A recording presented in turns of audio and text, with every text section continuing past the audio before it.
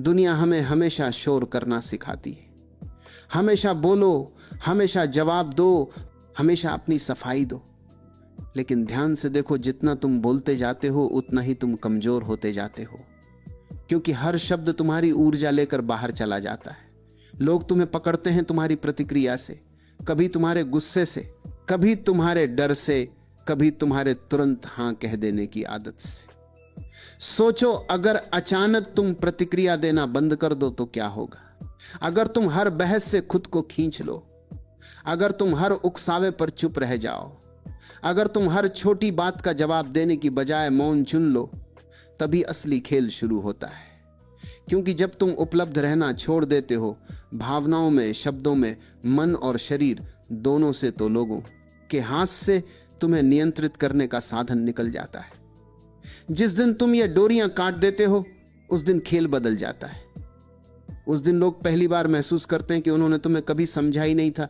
लेकिन यहां एक सवाल है, कौन घबराता है जब तुम अचानक मौन हो जाते हो?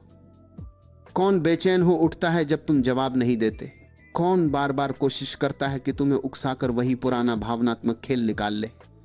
याद रखना, यह सब उनके बारे में बहुत कुछ बता देता है, तुम्हारे बारे में भी। असल में अब तक तुम अपनी ऊर्जा ऐसे लोगों पर खर्च करते आए हो जो उसके योग्य ही नहीं थे।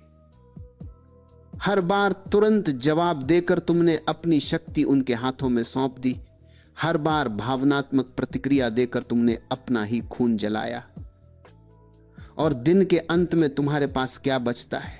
थकान, चिड़चिड़ापन और एक खालीपन जिसे तुम शब्दों में नहीं कह पाते।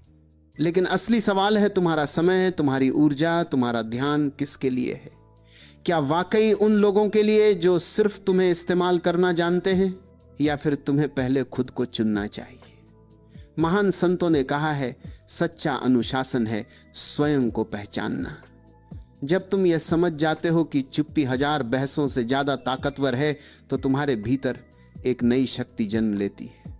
लेकिन यह चुप्पी कायरता नहीं है, यह चुप्पी भागना नहीं है, यह चुप्पी है जागरूकता। जब तुम पीछे हटते हो भागने के लिए नहीं बल्कि होश में आने के लिए, तो वो पीछे हटना एक तपस्या बन जाता है। अब सोचो, कब तक तुम दूसरों की भावनाओं से बंधे रहोगे? कब तक हर बार कठपुतली की तरह नाचते रहोगे? कब तक कोई तुम्हारे घाव पर हाथ रखे और तुम तिलमिला उठो? क्या अब समय नहीं आ गया है कि तुम उन डोरियों को काट दो, थोड़ा रहस्यमय बन जाओ? क्योंकि जिस दिन तुम हमेशा उपलब्ध रहना बंद कर दोगे, उसी दिन से सब कुछ बदलना शुरू हो जाएगा। बचपन